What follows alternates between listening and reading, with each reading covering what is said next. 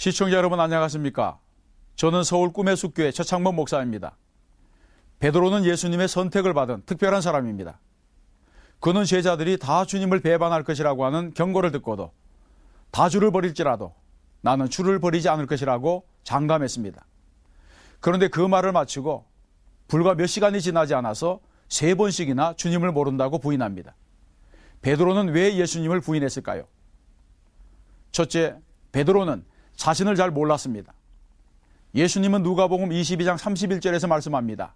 시몬아 시몬아 보라 사단이 너희를 밀가부르듯 하려고 요구하였으나 그러나 내가 너를 위하여 내 믿음이 떨어지지 않기를 기도하였노니 이렇게 말씀했습니다. 이런 예수님의 경고에 베드로가 뭐라고 말합니까? 주여 내가 주와 함께 오게도 죽는 데에도 가기를 각오하였나이다. 이때까지만 해도 베드로는 자신의 충성을 자신만만하게 장담했습니다. 그러나 이때 베드로가 몰랐던 것이 있습니다. 그것은 지금 자기 앞에 기다리고 있는 것이 영적 전쟁이라고 하는 사실입니다. 베드로는 사단이 역사하는 영적 전쟁이 무엇인지 몰랐기 때문에 자신의 힘과 경험, 인간적인 정과 의리 이런 것들로 이길 수 있다고 생각했습니다. 이것이 실패의 원인이었습니다. 실제로 오늘 우리가 여기까지 온 것은 내 힘이 아니라 주님의 은혜와 주님의 기도가 있었기 때문입니다. 이 사실을 알아야 합니다. 둘째, 베드로는 기도하지 않았습니다. 겟세마네 동산에서 주님이 말씀합니다. 시험에 들지 않게 깨어 기도하라. 베드로는 주님의 경고를 듣고도 기도해야 될 시간에 잠이 들었습니다. 기도하시던 주님께서 오셔서 마음은 원이로되 육신이 약하도다 이렇게 말씀하셨지만 잠들어버리고 말았습니다. 여러분, 베드로가 왜 실패했습니까? 분명한 이유는 기도해야 될 때 기도하지 않았기 때문입니다. 하나님의 아들이시요 죄 없으신 예수님도 피와 땀을 쏟으면서 기도하시는데 하물며 죄 많고 부패한 인간은 더 말해서 무엇하겠습니까? 베드로는 기도해야 될 때 기도하지 않다가 실족하게 된 것입니다. 우리도 이 험한 세상에서 승리하려면 적어도 일생에 몇 번은 생사를 건 기도를 해야 됩니다. 금식하여 기도하고 철화하며 기도하고 작정하여 기도해야 됩니다. 기도의 목표가 분명하면 응답이 반드시 있습니다. 그러나 기도해야 될 때 기도하지 않으면 자꾸 인간적으로 엮여들어가고 하는 일마다 하나님을 기쁘시게 하지 못하고 지나고 나면 후회할 만한 일들을 저지르게 되는 것입니다. 늘 깨어서 기도하는 분들이 되시기를 바랍니다.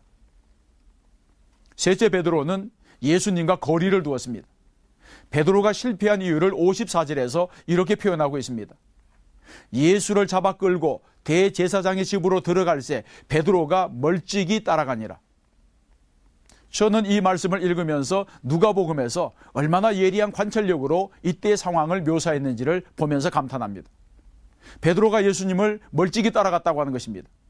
사실 다른 제자들이 다 도망간 상황에서 베드로가 멀찍이라도 따라간 것은 대단한 일입니다. 그러나 멀찍이 따라갔다고 하는 말은 뭔가 좀 석연치 않습니다. 이것은 우리에게 무엇을 알게 해줍니까? 베드로와 주님 사이에는 영적인 간격, 인간적인 간격이 벌어졌다는 것입니다.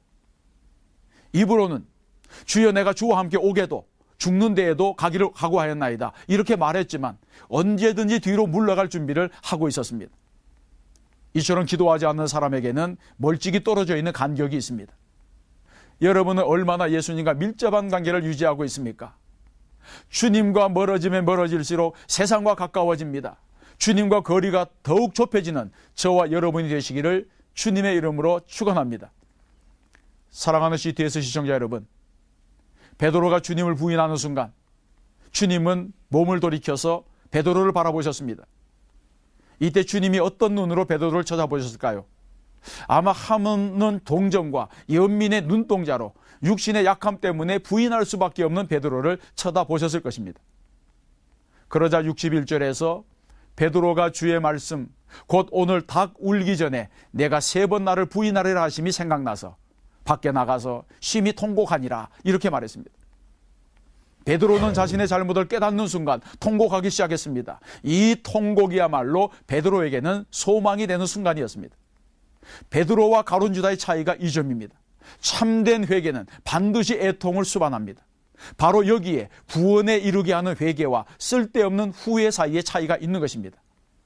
날마다 주님께 더 가까이 나아가 승리하는 분들이 되시기를 주님의 이름으로 축원합니다.